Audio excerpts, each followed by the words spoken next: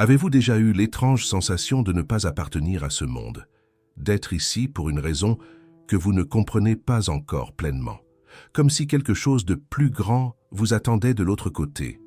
Raymond Moody a passé 50 ans à étudier ce qui se passe quand on meurt, et ce qu'il a découvert sur les âmes, dans leur dernière incarnation, va vous faire remettre en question tout ce que vous pensez savoir sur votre propre existence. Certaines âmes reviennent, vie après vie. Elles ont besoin d'apprendre. Elles ont besoin de grandir. Elles ont besoin de résoudre des dettes karmiques qui s'accumulent à travers les siècles. Mais d'autres âmes sont différentes. Elles sentent qu'elles arrivent au bout d'un long voyage, que cette vie n'est pas juste une vie de plus, que quelque chose en elles est prêt à partir définitivement. Si vous ressentez cela, il faut que je vous dise quelque chose. Ce sentiment n'est pas aléatoire, ce n'est pas de la dépression, ce n'est pas un manque de but. Ça pourrait être exactement le contraire. Ça pourrait être le signe le plus profond que votre âme est en train d'accomplir sa mission. Les traditions spirituelles les plus anciennes du monde s'accordent sur un point. L'âme évolue. Elle commence jeune et inexpérimentée. Elle passe par des étapes de développement. Elle mûrit à travers des expériences, accumulées dans de multiples vies, et éventuellement, elle atteint un point de conclusion. Les hindous appellent ça le moksha, les bouddhistes appellent ça le nirvana. Les gnostiques parlèrent de retour au plérôme, des noms différents pour la même chose, la fin du cycle de réincarnation. Mais comment savoir si vous en êtes là? Comment savoir si cette vie est votre dernière? Les chercheurs en expérience de mort imminente ont remarqué quelque chose de curieux. Certaines personnes, qui reviennent de la mort clinique, rapportent une sensation de plénitude, comme si elles avaient terminé quelque chose, comme si cette expérience était une confirmation, qu'elles étaient prêtes à suivre leur chemin. Raymond Moody a documenté des cas comme ça, des personnes qui ne voulaient pas revenir, pas par peur de la vie, mais parce qu'elles sentaient qu'elles avaient déjà terminé ce qu'elles étaient venues faire. Cela nous amène au premier signe. Premier signe. Vous ressentez un profond détachement du monde matériel. Ce n'est pas que vous rejetez les plaisirs de la vie. Ce n'est pas que vous détestez le confort ou l'abondance. C'est quelque chose de plus subtil. Vous ne vous en souciez simplement plus. Des choses qui semblaient importantes avant vous paraissent maintenant vides. La recherche de statut, de richesse et de reconnaissance a perdu de son attrait. Vous trouvez une liberté étrange, à ne pas avoir besoin de rien d'extérieur, pour vous sentir complet. Les vieilles âmes, décrites dans les enseignements de Michael, démontrent exactement ce schéma. Elles sont en train de se retirer du plan physique. Elles ne veulent de plus investir dans quelque chose qu'elles considèrent éphémère et transitoire. La motivation maintenant, c'est la pureté spirituelle. Mais calmez-vous, ce n'est que le premier signe. Il faut voir le tableau complet avant de tirer des conclusions. Deuxième signe, vous vous sentez aliéné de la plupart des gens. Ce n'est pas de l'arrogance, ce n'est pas de la supériorité. C'est une déconnexion authentique. Les conversations superficielles vous épuisent. Les ambitions communes n'ont pas de sens. Vous regardez autour de vous et vous vous demandez pourquoi les gens se soucient autant de choses. Qui vous semble si insignifiante? Cela peut ressembler à de la solitude, mais c'est quelque chose de différent. C'est la reconnaissance que vous opérez sur une fréquence différente. Les âmes matures et les vieilles âmes se sentent fréquemment étrangères dans ce monde. Elles sont psychologiquement en phase avec les autres, au point d'expérimenter, de façon empathique, ce que les autres ressentent. Cela les rend trop sensibles aux environnements chaotiques. Elles ont besoin de sanctuaires. Elles ont besoin de la compagnie de personnes, avec la même syntonie. Et quand elles ne trouvent pas, elles se replient sur elles-mêmes. Troisième signe, vous avez une connexion inexplicable avec des époques, des cultures ou des lieux spécifiques. Vous sentez une affinité profonde avec l'Égypte ancienne, ou avec le Japon féodal, ou avec des civilisations qui ont disparu il y a des millénaires. Quand vous visitez certains lieux, vous avez l'impression de rentrer à la maison. Quand vous étudiez certaines traditions, vous avez l'impression de vous souvenir et non d'apprendre. Cela peut être la mémoire de vie passée, des fragments d'expérience, accumulés dans des centaines d'incarnations. Et plus vous avez vécu de vie, plus vous aurez de ces connexions inexplicables. Les personnes dans leur dernière incarnation portent généralement un vaste répertoire de mémoires ancestrales, même si elles ne parviennent pas à y accéder consciemment. Ici, c'est là que les choses commencent à devenir plus profondes. 4e signe. Vous avez traversé une intense nuit noire de l'âme. Je ne parle pas de tristesse commune. Je parle d'une crise existentielle, tellement profonde, qu'elle a ébranlé toutes vos certitudes. Une période où tout ce que vous croyiez s'est effondré, où vous avez remis en question le sens de tout, où l'obscurité intérieure semblait insupportable. Les chercheurs spirituels appellent cela le processus de maturation de l'âme. Et c'est pendant cette traversée que nous commençons à grandir spirituellement. Nous commençons à comprendre que le réveil n'est pas à propos d'expériences extatiques. C'est à propos de servir une cause beaucoup plus grande. C'est à propos de l'ascension collective de l'humanité. La nuit noire de l'âme est le moment où la vieille âme confronte finalement ses dernières illusions. 5e signe. Vous avez développé une compassion profonde pour tous les êtres, pas seulement pour les personnes proches, pour tous, y compris ceux qui vous ont blessé, y compris ceux qui semblent impossibles à aimer. Vous arrivez à voir la souffrance derrière les actions négatives. Vous arrivez à comprendre que chaque être est dans son propre voyage d'évolution. Cela ne signifie pas que vous acceptez tout. Cela signifie que vous comprenez. Être un empathique et absorber les émotions des autres est considéré comme un signe d'une âme qui a traversé de nombreuses incarnations. Une âme qui s'est raffinée, au point de transcender le soi individuel. Vous n'êtes plus limité à votre propre perspective. Vous arrivez, réellement, à sentir ce que les autres sentent. Vous vous souvenez quand j'ai mentionné que certaines personnes reviennent d'expériences de mort imminente transformées. Raymond Moody a documenté qu'un des changements les plus constants est exactement ça. Une augmentation dramatique de la capacité de compassion. Comme si mourir pendant quelques minutes accélérait des décennies d'évolution de l'âme. 6e signe. Vous avez des phobies ou des peurs inexplicables qui n'ont pas de sens dans cette vie. Peur de l'eau, sans jamais avoir eu d'expérience traumatisante avec l'eau. Peur du feu, peur des hauteurs, peur des espaces confinés. Des peurs qui semblent venir de nulle part et qu'aucune thérapie conventionnelle ne parvient à résoudre complètement. Les chercheurs en régression vers les vies passées suggèrent que ces peurs peuvent être des échos de traumatismes, d'incarnations antérieures. Peut-être êtes-vous mort noyé dans une vie, brûlé dans une autre, tombé dans une autre. Plus vous avez vécu de vie, plus vous portez de ces résidus émotionnels.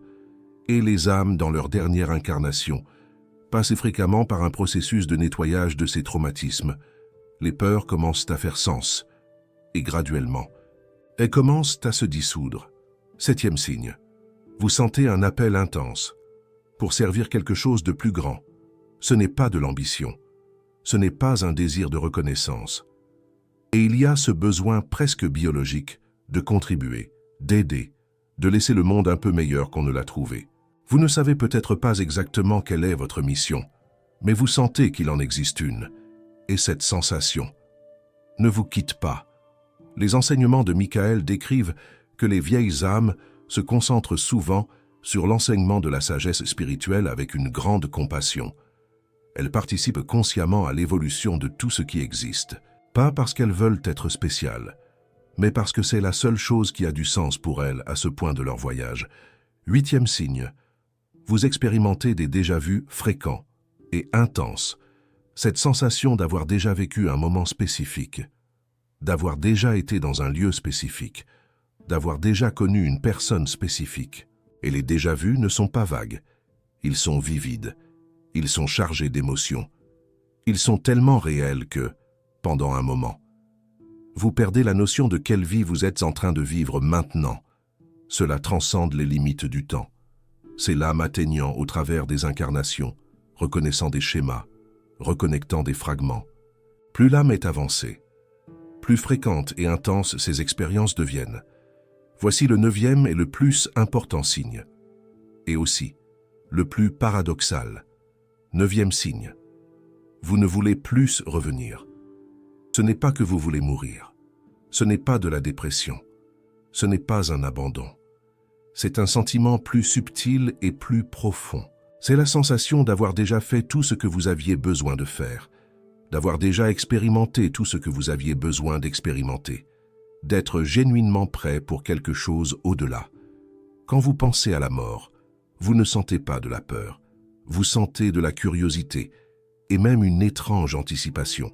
Un des sentiments les plus communs entre les vieilles âmes est exactement celui-ci. Elles sentent comme si elles ne voulaient pas revenir, se réincarner à nouveau. Ce n'est pas un rejet de la vie. C'est une reconnaissance qu'il y a peu qu'elles aient encore besoin d'apprendre ici.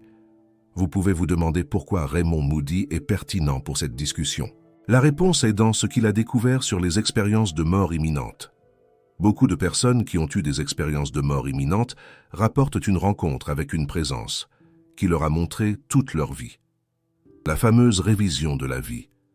Elles ont vu chaque action, chaque choix, chaque conséquence.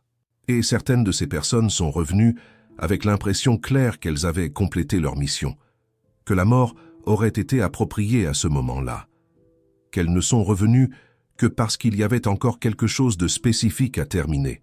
Moody a aussi documenté des cas d'expériences de mort partagées, des personnes qui étaient présentes au chevet de mort d'un être cher et qui ont expérimenté des éléments du processus de mourir avec eux. Elles ont vu la lumière, senti la paix. Et certaines de ces personnes ont rapporté percevoir clairement que l'âme du défunt était prête, que c'était genuinement son dernier voyage. Revenons au concept de moksha que j'ai mentionné au début. Les traditions hindoues décrivent que la libération du cycle de réincarnation arrive quand l'individu réalise sa véritable nature, quand il comprend qu'il est l'âme éternelle et immuable, quand il se libère de l'illusion de séparation du divin. Cela n'est pas quelque chose qui arrive automatiquement. C'est le résultat de beaucoup de vies de travail spirituel. Le bouddhisme parle de nirvana, la fin de la souffrance et du désir, l'extinction du cycle des renaissances. Le Bouddha a dit dans son premier sermon que quand il a gagné la connaissance absolue des 4 nobles vérités, il a atteint l'illumination complète et la liberté des renaissances futures. Le jaïnisme décrit moksha comme la libération de tout karma, l'état où l'âme atteint le sommet, devient omnisciente et demeure là éternellement. Elle est connue comme Siddha, différentes traditions, même destin, la fin de la nécessité de revenir. Mais voici quelque chose d'important que beaucoup oublient. Le propos de l'ascension n'est pas d'échapper au plan physique. L'existence humaine n'est pas une prison dont seulement les plus dignes arrivent à se libérer. Certaines âmes viennent pour compléter, pas pour monter l'échelle de l'évolution spirituelle, mais pour en descendre entièrement. Ce n'est pas une question de supériorité spirituelle, c'est une question de clôture spirituelle. Si vous reconnaissez plusieurs de ces signes en vous, cela ne signifie pas que vous devez arrêter de vivre. Au contraire, cela signifie que chaque moment de cette vie a un poids spécial. Chaque choix importe. Chaque interaction peut être la dernière opportunité de résoudre quelque chose que vous portez depuis beaucoup d'incarnations. Il y a une différence cruciale entre les jeunes âmes et les vieilles âmes que je dois expliquer. Les jeunes âmes ont un focus externe. Elles veulent conquérir le monde. Elles veulent accumuler des expériences. Elles veulent prouver quelque chose. Les vieilles âmes ont un focus interne. Elles ne veulent plus conquérir. Elles veulent comprendre. Elles veulent être, ne pas faire, simplement exister de manière alignée avec leur essence la plus profonde. Les enseignements de Michael décrivent cela de manière précise. Les vieilles âmes sont en train de compléter des monades qui ont à voir avec être. Au lieu de faire ou sentir, elles simplement sont. Et il y a une paix étrange dans cet état, une acceptation qui ne dépend pas de circonstances externes. Vous pouvez vous demander comment cela se relie aux expériences de mort imminente. La connexion est profonde. Raymond Moody a noté que les personnes qui ont eu des expériences de mort imminente reviennent fréquemment avec des caractéristiques de vieilles âmes. Elles perdent la peur de la mort, développent une compassion amplifiée, se détachent des choses matérielles, se concentrent sur les relations et le significado. C'est comme si l'expérience de mort imminente compressait le processus d'évolution de l'âme en quelques minutes. Cela suggère quelque chose de fascinant. L'évolution de l'âme peut ne pas être strictement linéaire. Il peut y avoir des raccourcis. Il peut y avoir des accélérations. Une expérience intense suffisante peut mouvoir l'âme de plusieurs niveaux d'un seul coup. Vous vous souvenez du deuxième signe que j'ai mentionné, la sensation d'aliénation du monde. Cette sensation a un nom spécifique dans certaines traditions. Elle est appelée saudade du foyer véritable, le désir ardent de revenir à la source. Et c'est durant le processus d'évolution de l'âme que nous commençons à nous sentir comme des étrangers dans ce monde. Tout semble plat, aride, et nous luttons pour nous connecter dans des relations avec d'autres personnes. Ce n'est pas une maladie, c'est une maturation. C'est l'âme reconnaissant que ce plan physique n'est pas son foyer permanent, qu'il existe quelque chose de plus grand d'où elle vient et vers où elle retourne. Vous venez d'entendre des informations que peu de chaînes ont le courage de partager. Vous venez de recevoir une carte pour comprendre votre propre âme. Cette connaissance a été réservée pendant des millénaires à des initiés dans des traditions ésotériques. Quand vous cliquez sur le Super Thanks, vous devenez un gardien de cette sagesse. Ce n'est pas un paiement, c'est un positionnement. Vous avez choisi de vous éveiller. Maintenant, je dois vous dire quelque chose de pratique. Que faire avec cette information? Si vous reconnaissez beaucoup de ces signes en vous, la première chose est de ne pas paniquer. Cela ne signifie pas que vous allez mourir demain. Dernière incarnation peut signifier encore des décennies de vie devant vous. La question n'est pas combien de temps il reste. La question est comment vous utilisez ce temps. Comprenez bien que votre fonction est désormais différente. Les âmes à leur dernière incarnation ont généralement des rôles d'enseignement et d'orientation. Vous ne le réalisez peut-être pas, mais votre simple présence peut aider les autres à s'éveiller. Votre énergie, votre perspective, votre façon de voir le monde ont un impact que vous ne pouvez pas mesurer. Troisièmement, concentrez-vous sur l'accomplissement de ce que vous êtes venu faire. S'il y a une relation qui a besoin de guérison, guérissez-la maintenant. S'il y a une expression qui a besoin d'être manifestée, manifestez-la maintenant. S'il y a un pardon qui doit avoir lieu, pardonnez maintenant. Les âmes, en dernière incarnation, sont en train de raccorder les fils, de résoudre d'anciennes dettes karmiques, de clore des cycles. Quatrièmement, n'essayez pas de vous intégrer à tout prix. Si vous vous sentez aliéné du monde, arrêtez de lutter contre cela. Trouvez votre tribu. Trouvez des gens qui vibrent à la même fréquence. Les vieilles âmes se reconnaissent. Quand vous rencontrez une autre vieille âme, il existe une communication qui va au-delà des mots, une compréhension instantanée. Recherchez ces connexions. Cinquièmement, préparez-vous à la transition. Non pas avec peur, mais avec clarté. Les traditions bouddhistes tibétaines enseignent que la préparation à la mort commence dans la vie. L'état dans lequel vous entrez dans la mort détermine la façon dont vous naviguez ce qui vient après. Une âme qui a vécu consciemment meurt consciemment. Et cette conscience est ce qui permet la fin définitive du cycle. Les philosophes védantiques parlent de deux étapes de libération. Jivan Mukti est la libération pendant que l'on est encore vivant. Videha Mukti est la libération après la mort du corps. Un Jivan Mukta est quelqu'un qui a atteint une réalisation profonde de son propre moi et de l'univers. À la fin de sa vie, cette personne atteint Paramukti, la libération finale. Cela signifie que vous pouvez commencer à vivre votre libération maintenant. Vous n'avez pas besoin d'attendre la mort. Vous n'avez pas besoin d'attendre une expérience mystique. La libération est un état de conscience qui peut être cultivé moment après moment.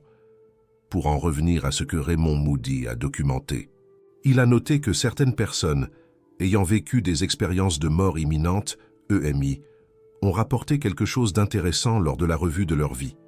Elles n'ont pas ressenti de jugement externe. Elles ont ressenti les conséquences de leurs actions du point de vue de ceux qu'elles ont affectés.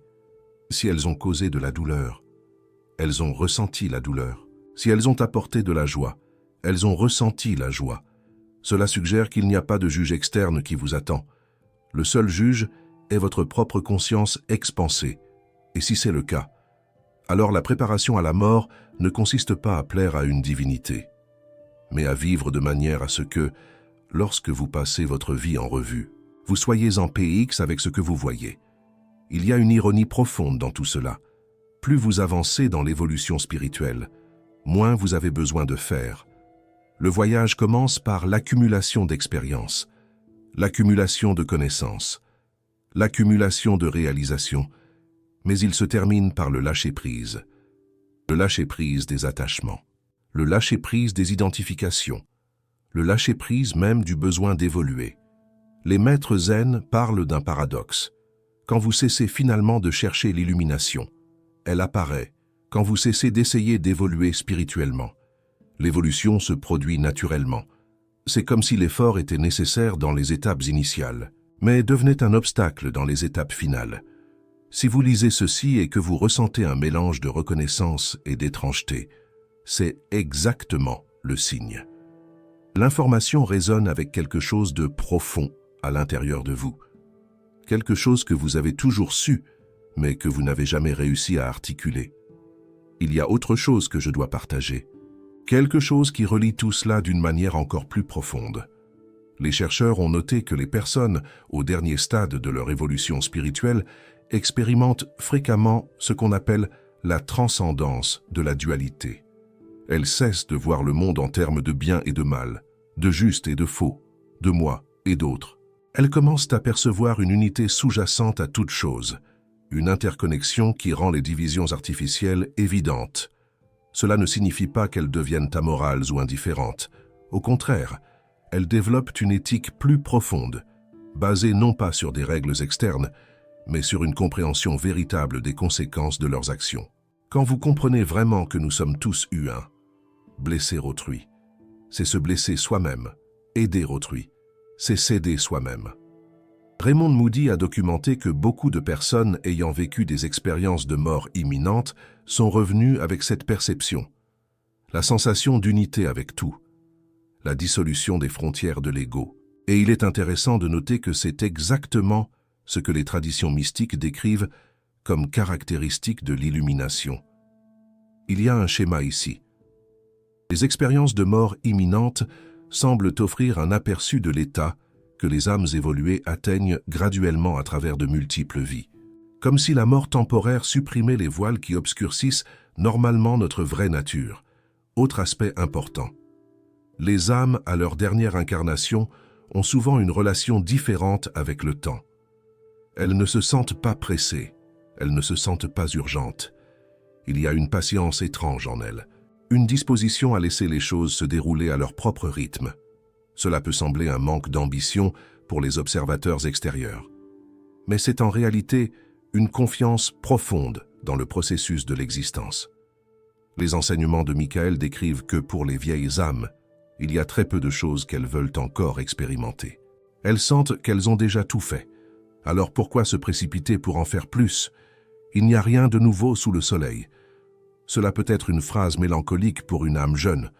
Pour une vieille âme, c'est simplement une observation. Il y a aussi la question des relations. Les âmes, à leur dernière incarnation, ont tendance à avoir des relations profondes, mais peu nombreuses. Elles ne peuvent plus entretenir de connexions superficielles. Elles n'ont tout simplement pas l'énergie ou l'intérêt pour cela. Elles préfèrent une ou deux connexions authentiques à des dizaines de connaissances. Et dans ces relations profondes, elles rencontrent fréquemment d'autres vieilles âmes, des âmes qui sont au même stade du voyage. Les concepts d'âmes sœurs et de flammes jumelles prennent tout leur sens dans ce contexte. Ce sont des âmes qui ont voyagé ensemble à travers de nombreuses incarnations, qui se reconnaissent instantanément lorsqu'elles se rencontrent, qui ont une mission conjointe à accomplir avant de partir définitivement. Un autre signe que je n'ai pas mentionné explicitement, mais qui mérite l'attention. Les âmes, à leur dernière incarnation, ont fréquemment une capacité inhabituelle de pardonner. Elles parviennent à lâcher prise des vieilles rancunes. Elles parviennent à voir au-delà des offenses superficielles. Elles parviennent à comprendre que ceux qui les ont blessées agissaient à partir de leurs propres souffrances et limitations. Ce n'est pas de la faiblesse, c'est de la force. Il faut beaucoup plus de force pour pardonner que pour entretenir du ressentiment. Et les âmes qui ont porté des rancunes pendant de nombreuses incarnations finissent par atteindre le point où elles ne peuvent tout simplement plus porter ce poids. Le pardon devient non pas une option, mais une nécessité. Bruce Greyson, ce chercheur de l'Université de Virginie, qui a travaillé en étroite collaboration avec Raymond Moody, a noté que l'un des changements les plus constants chez les personnes ayant vécu des expériences de mort imminente est une capacité accrue à pardonner, comme si l'expérience elle-même montrait que, dans le grand schéma des choses, les offenses qui semblent si importantes ici-bas sont en réalité insignifiantes. Il y a aussi la question de la créativité. De nombreuses vieilles âmes sont intensément créatives, pas nécessairement dans un sens artistique conventionnel, mais dans le sens où elles voient des possibilités que les autres ne perçoivent pas. Elles réussissent à connecter des idées de manière novatrice. Elles ont une perspective unique qui découle du fait d'avoir vécu tant de vies différentes. Cette créativité se manifeste souvent par un désir d'enseigner ou de partager. Les vieilles âmes ressentent une responsabilité de transmettre ce qu'elles ont appris, non par ego, non pour être admirées, mais parce qu'elles comprennent que le savoir qui n'est pas partagé meurt, et elles veulent laisser quelque chose derrière elles, qui aide d'autres âmes dans leur propre voyage. Cela pourrait expliquer pourquoi vous regardez cette vidéo. Cela pourrait expliquer pourquoi vous vous êtes senti attiré par ce thème précis. Il y a une résonance qui se produit. Une partie de vous reconnaissant des informations que vous avez toujours sues, mais que vous n'aviez jamais entendues articuler de cette manière. La tradition hindoue parle de quelque chose appelé prarabdha karma. C'est la portion du karma total qui est désignée pour cette vie spécifique. Même les âmes libérées ont encore du prarabdha karma à brûler. Elles ont encore des expériences désignées à vivre. La différence, c'est qu'elles vivent ces expériences sans créer de nouveaux karmas, sans nouveaux attachements, sans nouvelles liaisons qui les tireraient en arrière. C'est important. Être à sa dernière incarnation ne signifie pas que votre vie sera facile. Elle pourrait même être plus difficile. Parce que vous êtes en train de brûler les derniers résidus, de résoudre les dernières questions. Les leçons les plus ardues sont fréquemment laissées pour la fin. Mais il y a une différence qualitative dans la manière dont les vieilles âmes affrontent les défis. Elles ne résistent pas. Elles ne se plaignent pas. Elles ne demandent pas « Pourquoi moi ?» Elles traversent simplement, avec grâce si possible, avec détermination toujours, sachant que chaque défi est une opportunité d'en finir avec quelque chose qu'elles portent depuis longtemps. Le philosophe et psychiatre Raymond Moody a consacré 50 ans de sa vie à étudier ce qui se passe quand nous mourons. Et l'une des conclusions les plus constantes de sa recherche, c'est que la mort n'est pas la fin. C'est une transition, un seuil, un passage vers quelque chose au-delà, pour les jeunes âmes. Cet au-delà est un autre cycle, une autre vie, une autre opportunité d'apprendre et de grandir. Pour les vieilles âmes, cela peut être la libération finale, le retour à la source, la fin de la nécessité de revenir. Beaucoup d'âmes reviendront après cette vie. Elles mourront inconscientes. Elles manqueront leur signal pour s'éveiller. Leurs leçons seront incomplètes. Elles ne découvriront jamais leur but. Alors, elles devront revenir et tout recommencer. Mais certaines âmes, dans cette vie, mettront finalement un terme à leur cycle de réincarnation. La question qui demeure, c'est « Laquelle êtes-vous » Je veux vous entendre. Combien de ces 9 signes reconnaissez-vous en vous? Quel est le plus fort, le plus présent? Écrivez-le dans les commentaires. C'est le type de conversation qui compte. C'est le type de réflexion qui peut changer le cours de votre existence. Si cette vidéo vous a touché d'une manière ou d'une autre, si elle vous a fait voir votre vie sous une nouvelle perspective, alors elle a rempli son but. Le voyage de l'âme est long. Mais pour certains d'entre vous, il pourrait toucher à sa fin. Et ce n'est pas triste. C'est la chose la plus belle qui puisse arriver.